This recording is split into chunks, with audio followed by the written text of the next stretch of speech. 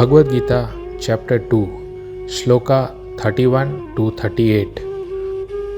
ओम अज्ञानतिमिरन्धस्य ज्ञानञ्जनशलाकया चक्षुरुन्मीलितं येन तस्मै श्री गुरुवे नमः।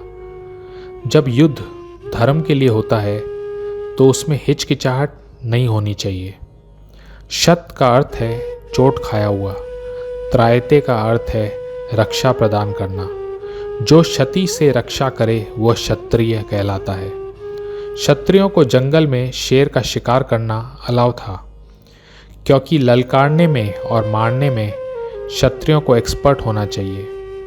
जो शेर मारा जाता था उसका राजसी ढंग से अंतिम संस्कार किया जाता था, इससे उसको अगला शरीर बेटर मिलता था।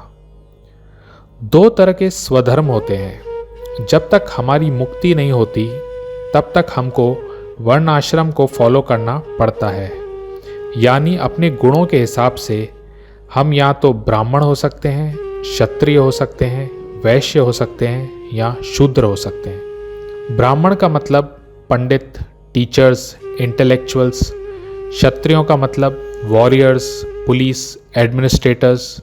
वैश्य मतलब farmers, merchants, business people. Shudras मतलब आर्टिसंस, वर्कर्स। और मोक्ष के बाद हमारा स्वधर्म आध्यात्मिक मतलब स्पिरिचुअल हो जाता है। भगवान ने अर्जुन से कहा, हे पार्थ, वे क्षत्रिय सुखी हैं जिन्हें ऐसे युद्ध के अवसर अपने आप प्राप्त होते हैं, जिससे उनके लिए स्वर्गलोक के द्वार खुल जाते हैं।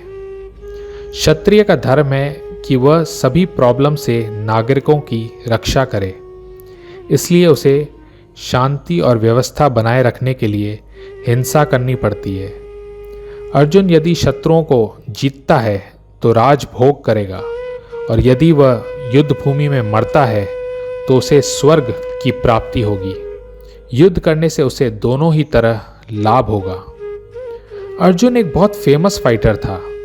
उसने बहुत बड़े बड़े देवताओं से युद्ध लड़कर रिवॉर्ड्स, पुरस्कार जीते थे। इसलिए कृष्ण ने अर्जुन से कहा, इस समय अगर तुम युद्ध छोड़कर चले जाते हो तो क्षत्रिय धर्म की उपेक्षा होगी। तुम्हारा नाम, यश सब मिट्टी में मिल जाएगा और तुम्हें अंत में नरक जाना पड़ेगा। अगर तुम युद्ध नहीं करोगे तो लोग तुम्हें कायर कहेंगे, डरपोक कहेंगे। तुम्हारे जैसे रिस्पेक्टेबल व्यक्ति के लिए ऐसी इंसल्ट मृत्यु से भी बढ़कर है। और यदि तुम सोचते हो कि लोग गाली देते रहें किंतु तुम युद्ध भूमि से भागकर अपनी जान बचा लोगे, तो मेरी सलाह है कि तुम्हें युद्ध भूमि में मर जाना ही श्रेष्ठकर होगा। इससे तुम मेरी मित्रता का दुरुपयोग करने तथा समाज में अपनी प्रतिष्ठा खोने के अपयश से बच जाओगे। तुम ये मत सोचना कि दुर्योधन, कर्ण और दूसरे योद्धा ये सोचेंगे कि तुमने अपने भाइयों तथा पितामह पर दया कर कर युद्ध भूमि छोड़ी है। वो तो ये मानेंगे कि अर्जुन डर के मारे अपनी जान बचाकर भाग गया। इस प्रकार उनकी दृष्टि में तुम्हारे प्रति जो सम्मान है वो धूल में मिल जाएगा।